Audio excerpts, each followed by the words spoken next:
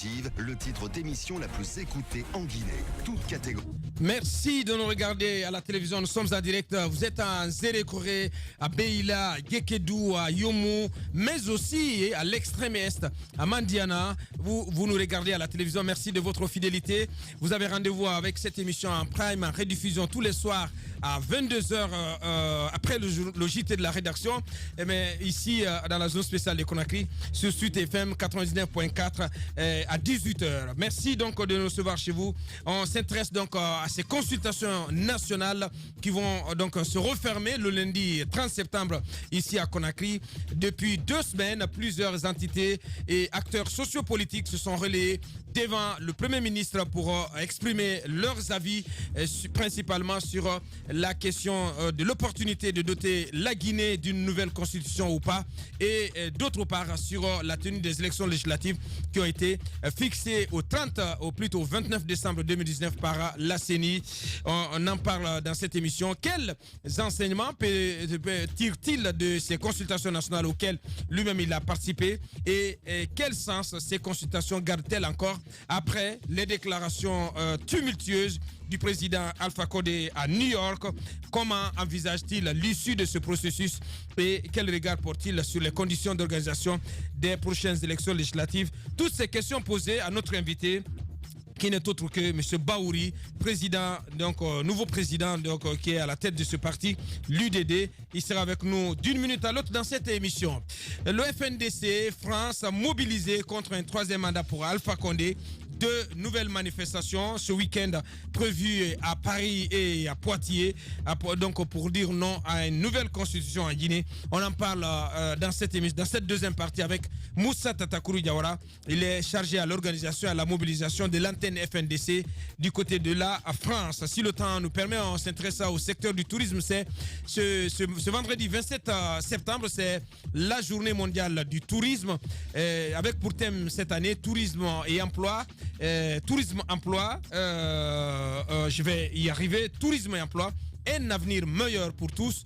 En Guinée, pas de célébration officielle dans un pays où le secteur du tourisme donc au pic du nez depuis tout le temps, donc depuis l'avènement en tout cas de l'actuelle gouvernance, malgré un véritable boom économique que le pays a connu, le secteur du tourisme donc n'arrive toujours pas à décoller. On essaie d'en parler dans cette émission. Avant de continuer, vos réactions sur nos différentes plateformes. Bonjour à toute l'équipe, c'est Sadio Diallo du Modèle. Titi, ce procès est loin de connaître une issue favorable car il n'y a aucune volonté pour organiser ce fameux procès. Pendant ce temps, le capitaine Dadis demande à rentrer pour répondre à la justice et certains accusés occupent des hautes fonctions dans notre administration. Vivement une réelle volonté pour organiser ce procès. On va continuer avec ces auditeurs, toujours sur le 657 39 13. On a quelques soucis avec les autres plateformes. Cette fois-ci avec Jack Ibrahima Ndantaba, depuis Dabompa. La tenue de ce... Je comprends pas. La tenue de ce procès, certainement, je reformule pour lui. Le président professeur qui est à la tête de la Guinée, il n'y aura pas de... Il veut dire tant que Alpha Condé est à la tête du pays, il n'y aura pas de procès donc concernant ces massacres du 28 septembre à Moulanfé. Bonjour à toute l'équipe. Ce message, on l'a déjà lu. Cette autre réaction qui nous parvient depuis le kilomètre 36, signée de Ibrahim Assila. La seule ambition de Alpha Condé pour une nouvelle constitution en Guinée, c'est de barrer la route aux 3 opposants, à savoir Sidia, Selou et Kouyaté, pour les élections présidentielles prochaines. Donc, l'opposition doit faire beaucoup attention car Alpha n'est pas un chef d'État mais un chef politique. On va basculer sur l'autre plateforme pour retrouver d'autres auditeurs. Ils sont très nombreux à réagir également ici. On commence avec Karfa Mouri Akaba du côté du RPG Cancel qui nous dit ceci. Bonjour maestro, je suis déçu de la sortie de M. Seloudalé en disant que la majorité des personnes tuées lors de l'événement du 28 septembre sont ses partisans. Lui et Sidia sont tous injustement... Mais non, il a dit, lui et Sidia ont tous injustement encaissé 2 milliards sans pour autant rien fait en faveur de leurs militants. Des militants tués. C'est Karfa Mouri Akaba qui nous envoie ce message. D'autres auditeurs, cette fois-ci avec Mamadou Bobo Ndire Diallo de l'UMP. les sociétés étrangères existantes en Guinée n'ont aucune considération pour les employés guinéens. Un constat dans cet environnement vous donne l'impression du retour de l'exploitation de l'homme par l'homme et nos responsables restent muets et cela a juste... Et cela reste soumis à cela juste parce qu'ils cherchent à préserver leur marché de gré à gré. Bokeh est devenu une partie de la Chine. Mandiana est géré par des Libanais et des Indiens. Le port appartient dorénavant aux Turcs et les Guinéens restent des esclaves dans leur propre pays. C'est horrible, c'est un message très très sévère, une réaction très sévère de Mamadou Bobo Ndire Diallo du parti l'UMP. Quelques réactions encore, on va consacrer 2 minutes encore à ces réactions avant de continuer. On va y aller du côté de l'UFDG. La différence entre nous, les libéraux et les anarchistes du RPG est que nous protégeons le travail et les travailleurs et ils défendent l'intérêt du clan. C'est Lamarana Yimberin du côté de l'UFDG qui nous envoie ce message. Au RPG, on y retourne avec Douti Condé. Bonjour, Excellence, Monsieur le Président, je vous informe que mon mariage, je ne comprends pas, mon mariage est prévu le 6 octobre à Sigri. Le message est passé donc avec Mohamed Douti Condé. Donc, il se prépare activement son mariage. Youssef, du côté du PEDN. Sous Alpha Condé, aucun grand dossier judiciaire ne sera totalement traité à la satisfaction des victimes. Les organisations de défense des droits de l'homme ne doivent pas concentrer leurs efforts sur un seul dossier et privilégier celui-ci. En Guinée, on a l'impression qu'un dossier judiciaire n'est important que lorsque le crime qui en a résulté est récent. Nous étions dans les rues le 22 janvier 2007 et avions perdu beaucoup de compatriotes, mais personne n'en parle, alors qu'il y a eu plus de victimes ce jour-là que le 28 septembre 2009, selon l'OGDH. Le 28 septembre est également la date anniversaire du vote historique de 1958. À ne surtout pas oublier, c'est Youssef Kaba du PEDN qui nous envoie ce message. Je vais prendre 2 dernières réactions avant de continuer. On va retourner à l'UFDG avec Bournumbo Diakariao. Cellou Dalein s'engage à garantir tous les avantages et privilèges d'un ancien président à Alpha Condé une fois élu en 2020. C'est ça un homme d'État. C'est Bournumbo donc qui nous envoie ce message depuis Nzérékoré. Cette fois-ci avec Alpha Moussa Makadjabi. Bonjour à Bouakar et à toute l'équipe. Antoine Antoine a entièrement et totalement raison. Les Guinéens sont à la base de cette destruction de nos biens. Cellou Dalein Diallo avait arraché et vendu nos rails ici et il a vendu notre seul Air Guinée. On ne peut pas dire que ce sont des étrangers aussi qui ont fait ça. Donc bonjour à vous et bonne journée à vous. C'est Fomseba Kadjabi qui nous envoie ce message. Et cette dernière réaction du côté de, je crois, du PDN toujours avec Gazette d'Africa, et c'est la dernière réaction. Non à l'effacement mémoriel. Nous assumons fièrement et entièrement le nom du 28 septembre 1958. C'est pourquoi nous dirons pour la 60e fois non ce 28 septembre 2019. Rendez-vous au rond-point de la Bellevue pour la célébration de la journée de la dignité et de la liberté avec le mouvement, le sécotourisme. On en vient à notre invité Bassikou. Bonjour à vous, Monsieur Baouri. Bonjour et bonjour à tous vos téléspectateurs et auditeurs, bien entendu. Bienvenue dans notre émission. Merci beaucoup. Allez-y, Antoine. Monsieur Ba, bienvenue. Vous êtes nouveau président de l'UDD. Avant d'entamer avec votre nouveau parti politique, parlons de ce procès du 28 septembre. On a suivi la conférence de presse hier du ministre de la Justice. Vous étiez au stade. On nous apprend que vous faisiez partie du comité d'organisation de cette manifestation. Parlez-nous un peu. Bon, vous devez savoir qu'au niveau des forces vives, qui regroupaient l'écrasante majorité des forces de ce pays, les forces politiques, les forces syndicales et celles de la société civile, j'étais le président de la commission politique des forces vives. Et le doyen Jean-Marie Doré, paix à son âme, en était le porte-parole. Donc, la manifestation du 28 septembre 2009 n'est pas une manifestation qu'un seul parti peut s'approprier. C'est une manifestation qui est une propriété de l'ensemble des forces sociales, politiques et syndicales de ce pays. Donc, les victimes sont les victimes de l'ensemble des Guinéens. Parfois, j'entends des tiraillements entre différents groupes qui s'entre-déchirent autour de cela.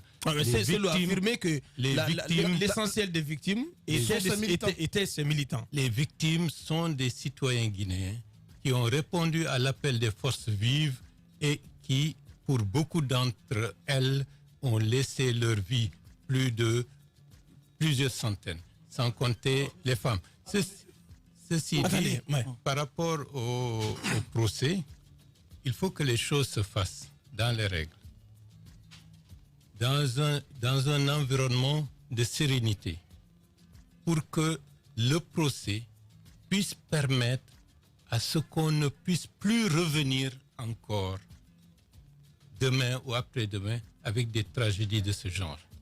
Donc, il y a une nécessité absolue d'aller vers le procès du 28 septembre 2009.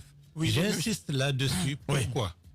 Parce que, ministre de la Réconciliation nationale en 2008, nous avions pensé qu'à l'époque, par rapport au procès concernant les massacres du 22 janvier 2007, qu'il fallait privilégier l'action de la justice de réparation et de compensation et la justice transactionnelle pour ne pas aller dans une direction pénale au risque de créer des susceptibilités ou des blocages qui risqueraient de faire basculer les choses dans le mauvais sens. Et à ce niveau-là, avec la commission, le ministère, les Nations Unies et beaucoup d'acteurs politiques et civils de ce pays, nous avons organisé une conférence qui regroupait l'ensemble des acteurs, y compris l'institution militaire, au mois d'août 2008. Et à ce niveau-là, de la manière la plus symbolique, la plus solennelle, l'institution militaire a demandé pardon au peuple de Guinée. Nous avions pensé que c'était suffisant. Mais malheureusement, on a vu moins d'1 an plus tard que ce n'était pas suffisant.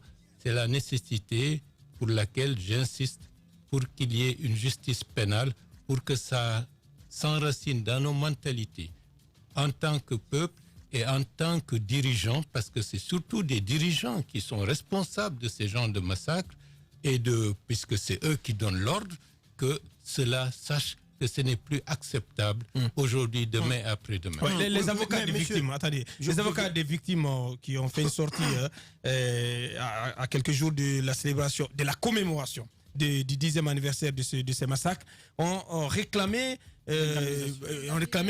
désormais qu'il y ait indemnisation des victimes de manière en se référant plutôt à ce qui a été accordé à 3 anciens premiers ministres qui ont bénéficié chacun de 2 milliards de francs guinéens, donc dans le cadre de ces événements, des anciens premiers ministres également victimes.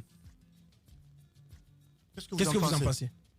Vous savez, on a l'habitude de faire des choses de manière discrétionnaire et on peut même demander aux autorités de l'époque qui ont pris cette décision que leur décision est illégale au regard des principes d'équité, au-delà des principes d'équité, mais aux principes budgétaires de ce pays. De quel droit, comment, de manière unilatérale, on peut prélever des fonds publics et les allouer à quelques personnes sans pour autant avoir un mandat précis, clair, juridiquement précis pour le faire. Ça, c'est une première approche. Donc, abus de biens sociaux. Deuxièmement, les victimes.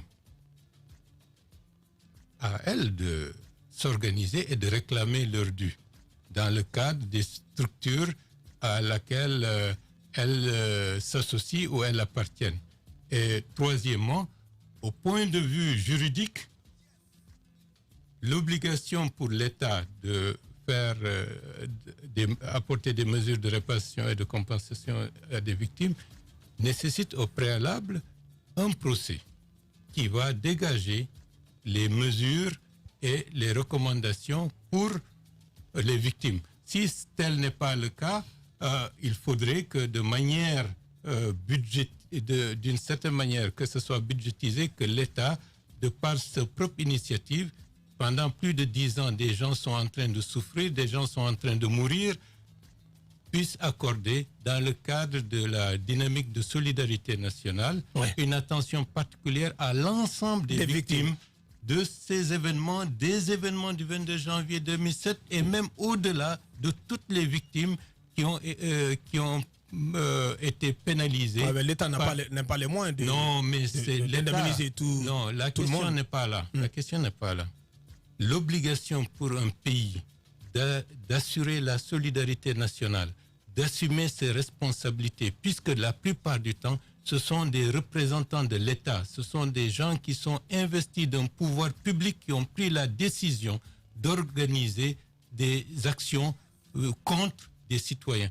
Donc l'État est responsable du passif. Et c'est depuis le début de l'indépendance. J'insiste là-dessus parce que les gens, depuis le début de l'indépendance, que ce soit le 4 juillet 1985, que ce soit les passifs du camp Boireau et autres, que ce soit toutes les actions où l'État, parce que des gens investis d'un pouvoir public ont pris la décision d'organiser et de donner des instructions pour que des citoyens soient brisés dans leurs droits, l'État doit assumer ses responsabilités et est tenu d'aller dans le sens d'une justice de réparation et de compensation. C'est une question qui n'est pas tout à fait...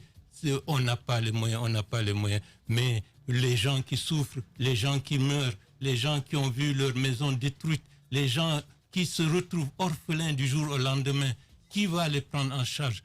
C'est une responsabilité nationale et tout État qui se respecte doit accorder un intérêt particulier à ces gens de problèmes. Ce qui est absurde et qu'on ne comprend pas, parce que s'il te plaît, je vais juste enchaîner avec la réponse du président. Ce qu'on ne comprend pas, c'est que ce sont ceux qui sont aujourd'hui au pouvoir et ceux qui sont dans l'opposition, ce sont les mêmes victimes d'hier. Et tout le monde voudrait qu'il y ait ce procès du côté des opposants et du côté du pouvoir. Tout le monde voudrait qu'il y ait ce procès le plus rapidement possible. Pourquoi ce procès-là n'arrive pas à avoir lieu? À votre avis? Qu'est-ce qu'il faut faire? Qui peut faire quoi et comment pour que ce procès ait lieu rapidement? Bon, moi je peux expliquer cela par le fait que très souvent, l'élite dirigeante de ce pays, qu'elle soit dans l'opposition ou qu'elle soit dans la mouvance, accorde peu d'intérêt à la souffrance de la grande majorité de la population. Chacun, très souvent, privilégie ses propres intérêts personnels. À partir du moment où leurs intérêts personnels sont satisfaits, le reste, ça peut attendre. Ce n'est pas une préoccupation. Et pourquoi se créer de faux problèmes au risque d'être ennuyé par des cris ou par des agitations par-ci, par-là? Or, la nécessité de stabiliser la Guinée, d'apporter une dynamique d'apaisement dans la durée, nécessite que les choses se fassent correctement. Ce n'est pas pour aujourd'hui, c'est pour demain et après-demain. Et ce n'est pas aussi une dynamique de revanche, c'est une dynamique, dans une certaine mesure, de désintoxiquer la société guinéenne parce qu'elle est remplie de frustration, elle est remplie de violences étouffées. Il faut désamorcer tout cela dans le cadre symbolique où les gens peuvent se dire la justice peut être rendue à tout moment, que vous soyez le premier dirigeant du pays ou que vous soyez un simple citoyen. Si vous agissez dans une direction qui empiète sur le droit du plus grand nombre, vous devez passer devant la barre et assumer vos responsabilités. Cette petite comparaison, Monsieur le Président de l'UDD, alors les événements de 2009 qui se sont produits au stade, et les jours suivants, bien entendu, le 28 septembre, les jours suivants, et je veux faire une petite comparaison. Vous y étiez, vous avez participé à ces... Vous avez organisé en tant que l'un des responsables des forces vives, le président de la commission d'organisation. Un petit comparatif, ça s'est passé en 2009, le 11 juillet, en juillet 2011, il y a eu cette agression contre le domicile privé du chef de l'État. Comment comprenez-vous que l'autre procès se tienne rapidement? Vous avez d'ailleurs été condamné dans le procès de l'attaque avant d'être gracié. Vous avez été condamné, vous êtes parti vivre en exil quelques moments. Comment comprendre que l'autre procès se tienne rapidement, qu'il y ait des condamnations, pratiquement on en est sorti aujourd'hui, et que les événements qui sont passés en 2009, à 10 ans après, on n'arrive pas à obtenir un procès. Vous avez dit qu'il faut que les choses se tiennent dans la sérénité. Pourquoi, à votre avis, ce retard, 10 ans après, on n'obtient pas gain de cause? Bien, vous savez, on regarde tout sous l'angle politique et politisé, sous l'angle d'une vision partiale. Il faut regarder les choses de la vision la plus large, la plus globale pour l'intérêt de ce pays. Et c'est la raison pour laquelle vous parlez de l'affaire de juillet 2011, d'autres peuvent vous parler de l'affaire de Zogota, d'autres peuvent vous parler de l'affaire de Womé, d'autres peuvent vous parler de beaucoup d'exactions qui ont été commises par-ci, par-là.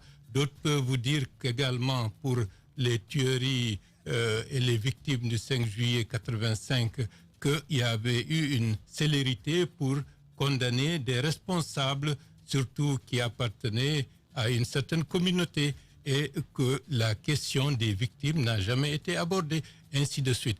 Ce pays est corrompu par une vision politicienne depuis très longtemps. Ouais. Et il faut que ça s'arrête. Ouais. Il faut que les dirigeants se mettent au-dessus et se rendent compte qu'ils gouvernent tout un pays avec des personnes qui peuvent leur être favorables ou d'autres qui peuvent être leurs opposants, des personnes qui appartiennent à des diversités culturelles, des diversités religieuses, des diversités d'opinion. C'est tout cela qui fait le peuple de Guinée. Et lorsque vous parlez au nom du peuple de Guinée, vous n'avez plus le droit de penser à vos petits intérêts et abandonner l'écrasante majorité des autres qui peuvent se dire est-ce qu'ils appartiennent à la communauté nationale ou pas. Donc, tout ce qui a été fait doit être jugé pour qu'on cesse dans ce pays de privilégier des violences au détriment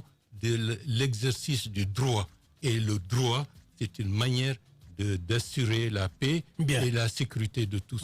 Notre invité ce vendredi, notre invité politique, M. Baouri, nouveau président du parti UDD, il est avec nous. On va changer de sujet. Vous parlez justement de ce parti, l'UDD. Ouais. Vous avez décidé, M. Baouri, récemment, de renoncer à toute idée de rejoindre l'UFDG, de revenir au sein de l'UFDG, malgré la décision de la Cour d'appel de Conakry qui vous rétablissait dans vos droits.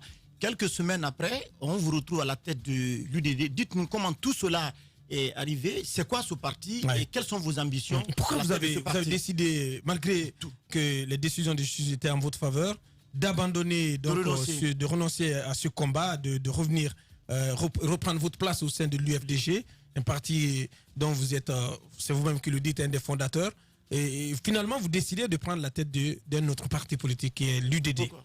Qu'est-ce qui s'est passé? J'ai tendu la main, malgré que que la justice m'ait restitué mes droits. D'autres voulaient que je rentre dans une logique judiciaire pour perdre du temps, perdre de l'énergie. J'en ai tiré la conclusion définitive. Ce qui m'intéresse, c'est le projet pour la Guinée et non pas passer mon temps à se pour une structure que j'ai fondée, que j'ai animée, qui fait partie de ma vie, de mon ADN si vous voulez, mais qui aujourd'hui ne reflète plus ma vision, mes aspirations. Et ceux qui ont décidé qu'ils n'ont pas besoin de Baouri, moi j'ai surtout besoin des militants de l'UFDG. Je leur lance l'appel dans les prochains jours comme je l'avais indiqué, mais notre objectif, c'est transformer ce pays. C'est lui donner une offre politique qui puisse rassembler le peuple de Guinée pour un changement réel, pour que la pauvreté soit vaincue, pour que les enfants de ce pays ne puissent plus se dire « mon avenir, c'est en dehors de cet espace territorial d'où je suis né ». Et c'est la raison pour laquelle je ne vais pas perdre mon temps. Vous avez mis quand même 3 ans, à peu près. 2 à 3 ans. 3 ans, pourquoi de bataille judiciaire. Avant de... Et à la fin, vous renoncez à tout ce que vous avez... Facilement, on connaît Baouri quand même qui ne renonce pas facilement à ses ambitions politiques. La raison serait qu'en face, il n'y a aucune volonté de vous ouvrir les portes. Je veux être clair. 3 ans, pourquoi? Le parti que j'ai fondé, avec d'autres, où j'ai accueilli tous ceux qui parlent aujourd'hui au nom de ce parti. J'ai été en exil. Je ne reviens pas là-dessus. Je suis revenu par la grâce de Dieu. Ils ne m'ont pas facilité la tâche pour me réinsérer dans le tissu national et avoir une attitude qui permette à ce qu'on mettre en avant une politique de réforme pour mettre ce parti correctement sur les rails. Je ne reviens pas sur le 5 février où votre collègue Mohamed Koula a été tué ce jour-là. Il fallait que je récupère et que je restaure ma crédibilité aux yeux d'une opinion qui a été intoxiquée par des manipulations et des mensonges. 3 ans a permis, dans une large mesure, et de par le droit, à redonner à Bahouri sa crédibilité et sa légitimité auprès de l'opinion nationale et internationale, comme quoi tout ce qui a été dit, tout ce qui a été fait, tous les racontards et les mensonges étaient des mensonges. Et à partir de ce moment-là, crédibilité assurée, légitimité restaurée, j'ai malgré tout tendu la main, ils n'en ont pas voulu, donc je n'ai Vous avez le sentiment que votre crédibilité a été restaurée? Bien entendu. Même si beaucoup pensent que Aboubacar, laissez-moi terminer. Vous êtes proche de... Vous avez quand même... Vous avez été proche d'Alpha Condé. Bon, parlons franchement. Oui, mais bien sûr, c'est ce qu'on fait ce matin, M. Bahouri, oui. Proche d'Alpha Condé. Excusez-moi, pardon. Vous dites que votre crédibilité a été restaurée. Le président de la République de mon pays. Oui. Qu'est-ce que vous voulez? Qu'on dise que le président de la République de votre pays, qui parle au nom du peuple de Guinée, vous allez lui manquer de respect? Ah ben non. Personne n'a dit cela, M. Bahouri. Mais c'est qui se passe? Je vous dis, laissez-moi continuer. Oui, je vais vous laisser continuer. Laissez-moi continuer. Mais on sait le discours que vous teniez, M. Bahouri. Avant votre rencontre avant cette fameuse rencontre. Aboubacar Diallo, laissez-moi terminer. Je vous écoute. J'ai été victime 5 années d'exil, alors que d'autres ont été députés, ont été ministres, ont fait des choses que j'ai toujours condamnées. Faire sortir des gens dans la rue, leur demander de sortir. J'ai dit, si vous faites ça, vous êtes en train d'aller dans un sens qui va détruire les bases que nous avons créées pour que ce pays aille de l'avant et sur des bases de sécurité et de prospérité. Le temps a changé. Excusez-moi. Le temps a changé. En 2015, vous demandiez aux gens de descendre dans la rue pour chasser l'actuel président du pouvoir. Quand vous étiez à Paris, M. Bahouri. Je sais que Mme Yero, vous êtes très partisane, mais laissez-moi. Mais ça ne m'empêche pas de poser la question, M. Bahouri. En 2015, on vous a vu ici. Ça ne passe pas, M. Bahouri. C'est une habitude. Non. C'est une habitude. Le fait de stigmatiser les gens ne les empêche pas de poser des questions. En 2015, on l'a eu ici. C'était dans une émission. On l'a appelé en direct de Paris. Il a appelé à l'insurrection. Je me rappelle des mots qu'il avait utilisés. En fait, c'est une façon de vous rappeler un peu l'histoire. Ne stigmatisez pas les gens en espérant que juste ça va nous empêcher de poser nos questions. Je vais vous dire, je vais aller plus au fond pour vous donner plus d'explications. À Paris, en 2015, M. Sidia Touré, M. Lansana Kouyaté, M. Sellou Dalin a accompagné chacun d'une personne, dont moi-même pour le compte de l'UFDG. Ils ont rédigé un texte qui est explicite et ils ont apposé leur signature que vous avez certainement cette déclaration, cette fameuse déclaration qui est très claire, sous leur signature. Qui était très claire, c'était pour demander que la situation nationale du pays, dans la phase où elle était suffisamment explosive pour que ça ne puisse pas être, il faut envisager un changement, disons, de gouvernance. Ils l'ont signé. Donc, n'oubliez pas de rappeler ça, Madame Yero. C'est vous qu'on a un studio, c'est à vous qu'on pose des questions. Si on a les autres acteurs aussi, nous poserons les mêmes questions. Monsieur Ba, calmez-vous et répondez aux questions qu'on vous pose. Ce qu'on ne comprend pas. Je ne suis pas énervé, mais... Vous êtes énervé, j'ai l'impression que vous avez une dent contre moi. Calmez-vous, moi je n'ai aucune haine contre vous, je pose des questions. On va ordonner, parce qu'il était sur une lancée. Il était sur une lancée, heureusement, vous avez rappelé ça. Mais au lendemain de l'élection présidentielle, qui a lancé l'appel, lorsque d'autres ont demandé à ce que les gens descendent dans la rue et quiconque meurt, c'est parce que Dieu aura voulu qu'il meure. J'ai lancé l'appel pour dire que personne ne sorte, parce qu'on a suffisamment assez de personnes tuées. Et heureusement que cet appel a été entendu et a permis à la Guinée d'éviter une crise post-électorale sanglante qui aurait pu nous conduire à des drames beaucoup plus important que les drames que le Kenya avait connus. Donc ça, je l'assume. Au moment les plus opportuns, j'avertis, j'alerte. Je dis, si vous faites ça, c'est pas bon pour le pays. Et celui qui en est le responsable, je le mets en garde. Et le moment venu, je peux prendre la population en témoin. Et lorsque les situations sont suffisamment tendues, j'ai eu par le passé l'intelligence et la responsabilité de dire ne faites pas ça parce que sinon des gens vont mourir. Et grâce à Dieu, cet appel a été entendu et aujourd'hui j'en suis très fier. Comment ça s'est passé pour que vous soyez porté à la tête de l'UDD très rapidement avant de basculer sur d'autres questions? Les questions que vous avez évoquées tout à l'heure sont très importantes. Il faut que dans ce pays, que les responsables se rendent compte qu'ils sont responsables de tout le peuple de Guinée et de ne pas prendre à la légère les vies des gens. Parce que ça, c'est essentiel. Une vie perdue ne se récupère jamais. Et ça, il faut que tous les responsables, de quelque bord que ce soit, se mettent ça dans la tête. Sinon, demain, ils risquent de répondre devant la justice. En réalité, l'UDD. Il n'a pas envie de parler de l'UDD. Oui, parce que, et pourtant, il va parler de l'UDD. Parce que c'est là où on va venir sur si tu la permets question. rapidement qu'il parle de ce parti, parce que je veux dire, il est pas, on dirait que plusieurs caps ont été franchis. Il est revenu avec, avec une lancée, notamment composée un peu avec le pouvoir actuel, qu'il a nommé à un moment donné. On a vu que ça ne marchait pas. Ça ne marchait pas. Il s'est battu avec l'UFDG. Ça n'a pas marché. Est-ce qu'aujourd'hui, on a en face un nouvel homme avec ce parti politique, M. Bahouri?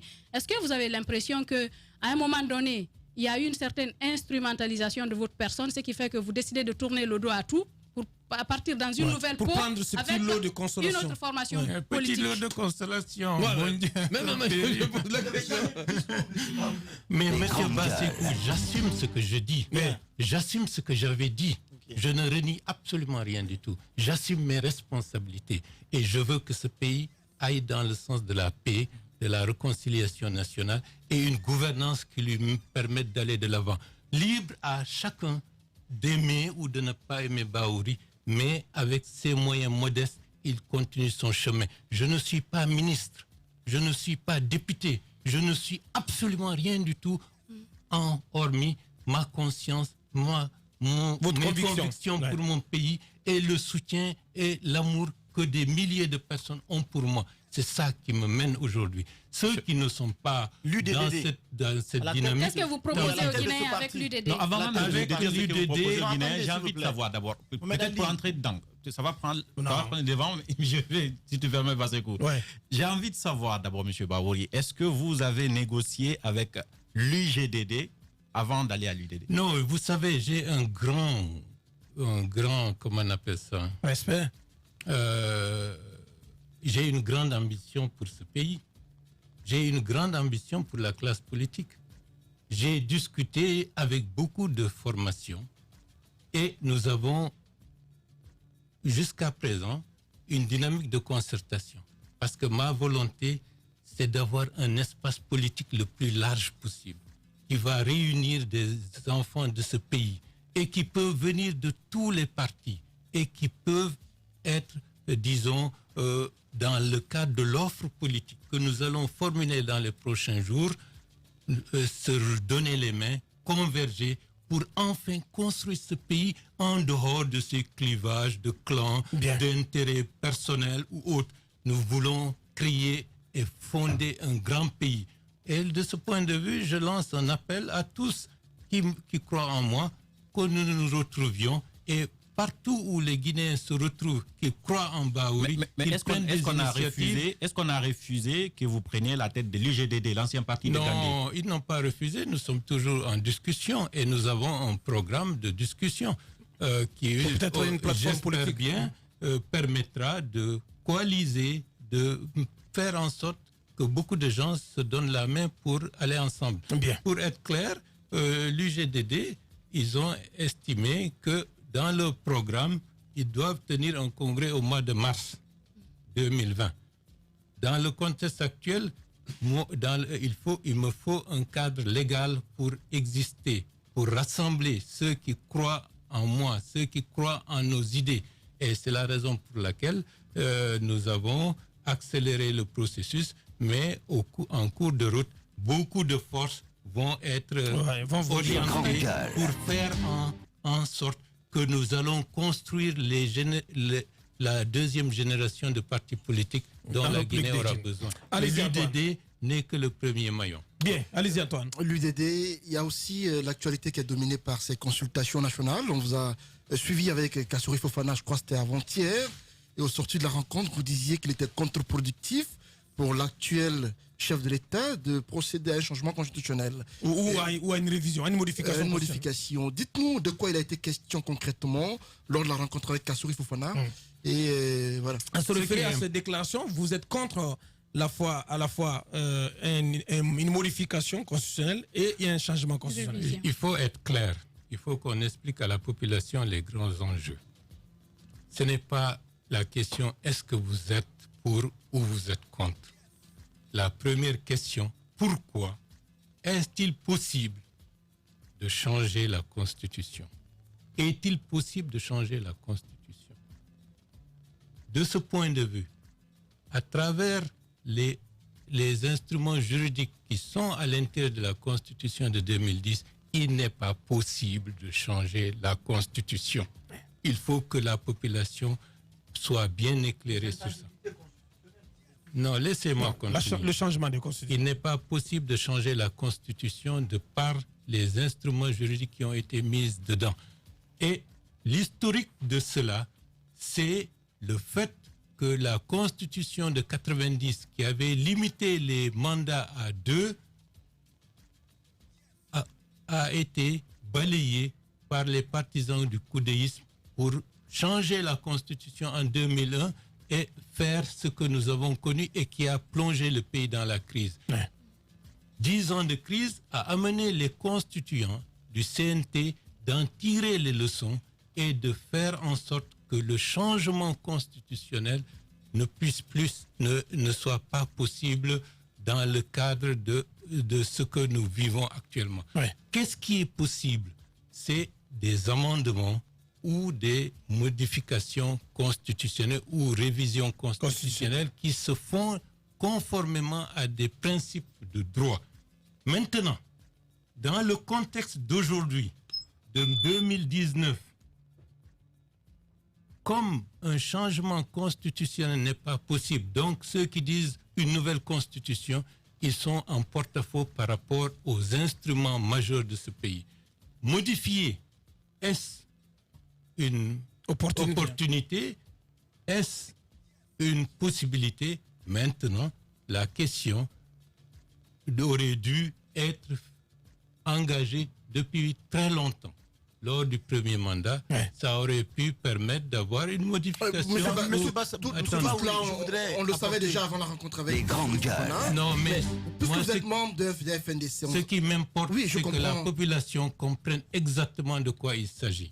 Et aujourd'hui, même un amendement de constitution ou révision constitutionnelle, il y a des instruments juridiques dont la Guinée a ratifié. Nous comprenons tout cela, M. Ba. Les juristes sont largement revenus là-dessus. Non, vous comprenez, mais la population ne comprend pas. On a reçu des juristes qui l'ont déjà rappelé. Ce que j'ai envie de dire, on vous a interdit d'y aller, le FNDC notamment. Mais interdit. Mais justement, j'emploie le mot interdit parce que ça a été employé par le FNDC. Non, mais attendez, vous êtes membre du FNDC, on vous a interdit d'y aller.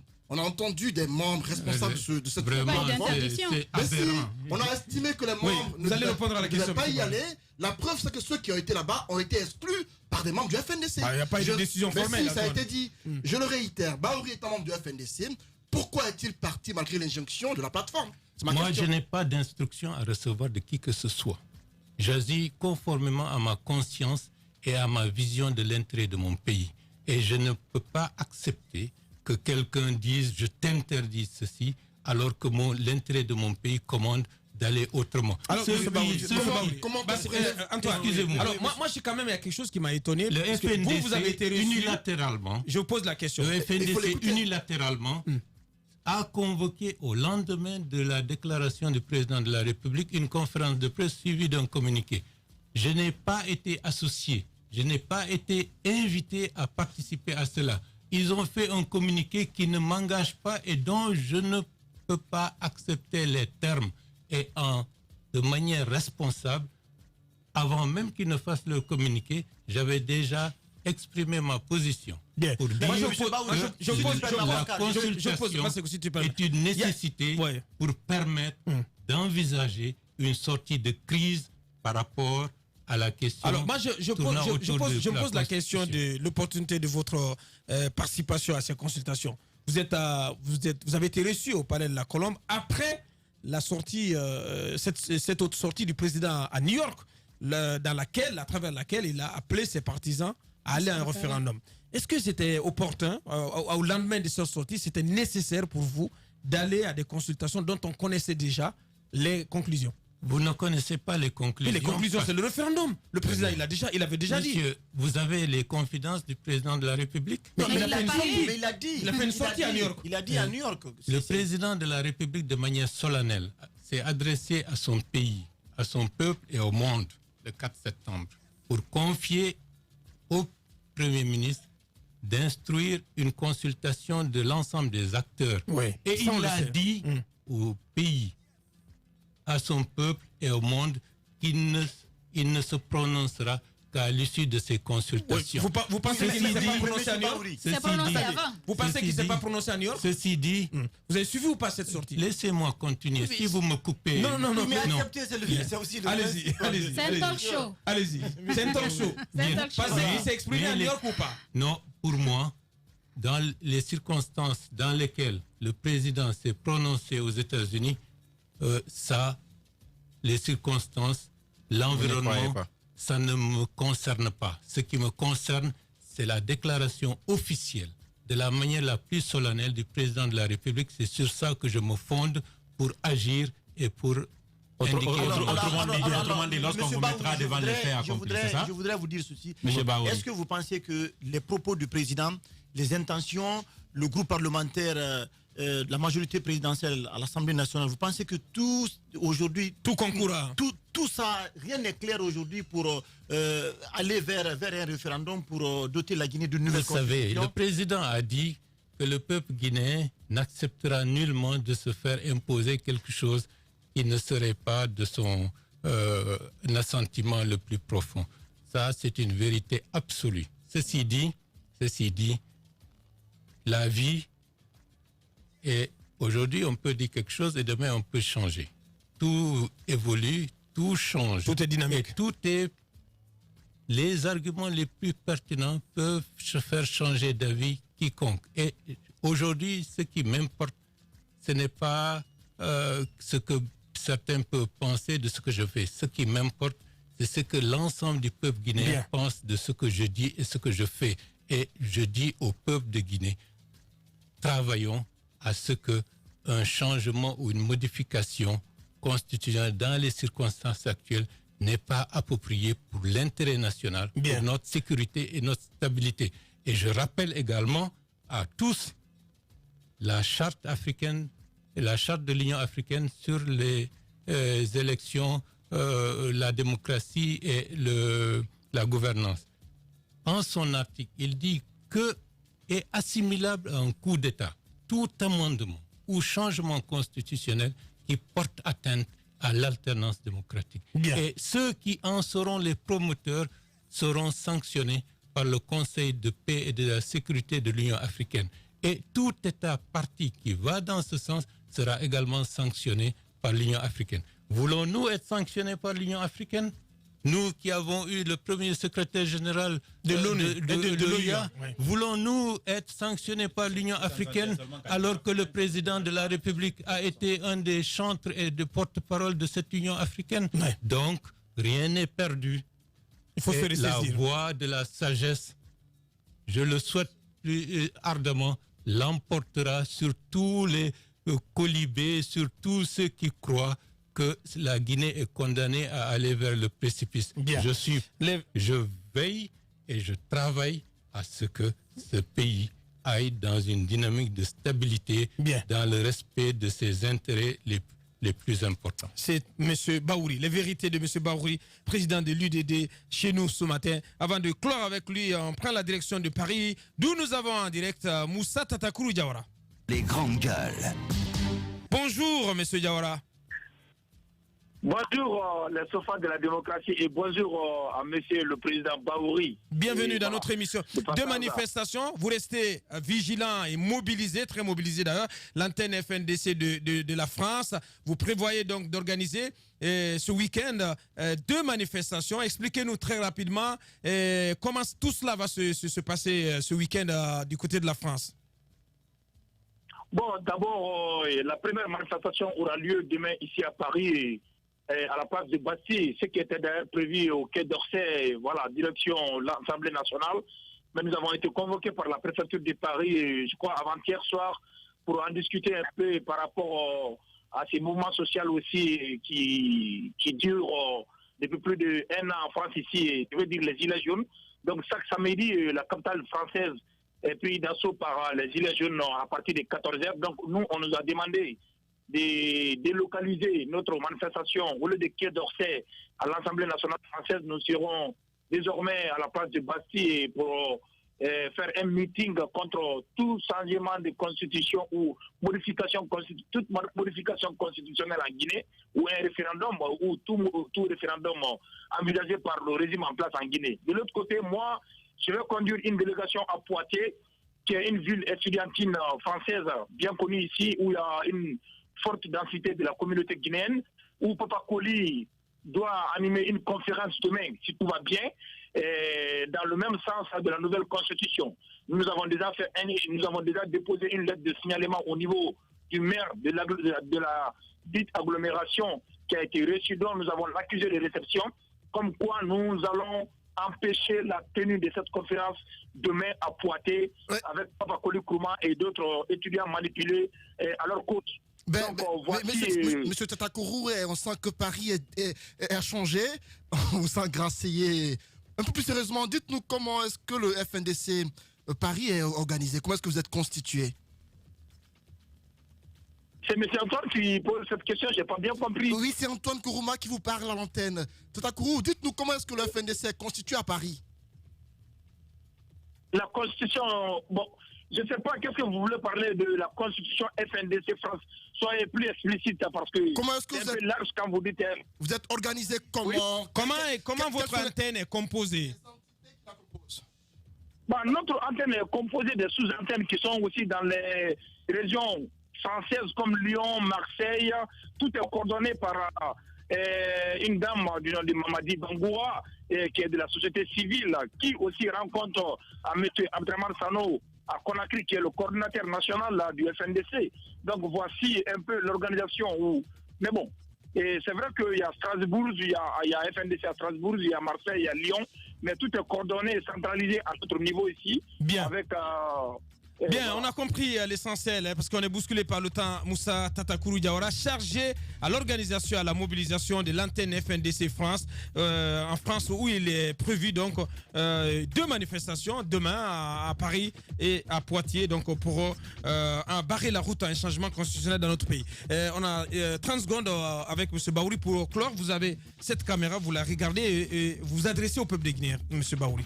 C'est une occasion de s'adresser à tous ces Guinéens qui n'ont parfois pas le droit de dire ce qu'ils pensent, qui sont dans la souffrance, dans le dénouement et qui s'interrogent sur l'avenir de leur pays. Je leur dis de ne pas perdre courage, de faire confiance. Nous allons tous, et par la grâce de Dieu, rassembler les forces les plus positives de ce pays pour mettre de côté tout ce qui peut détruire et créer des difficultés à la Guinée. Et bon, par rapport au président de la République, je sais que c'est un homme de conviction qui aime la Guinée, qui aime les Guinéens.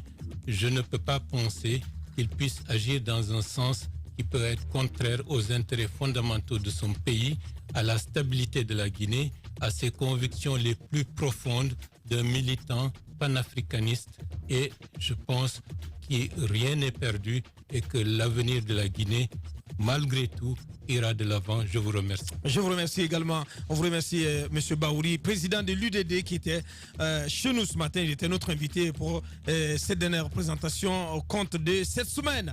Merci à tous les chroniqueurs. Merci à Amadou Sow qui était à la réalisation du côté de la radio, à toute l'équipe du côté de la régie sous l'égide de cabinet Condé. Ça n'est terminé donc pour cette semaine. Lundi, on sera ensemble avec le Turbo qui sera de retour. Si tout va bien, là, c'est Loudana Diallo comme invité. Portez-vous bien, au revoir. Événement à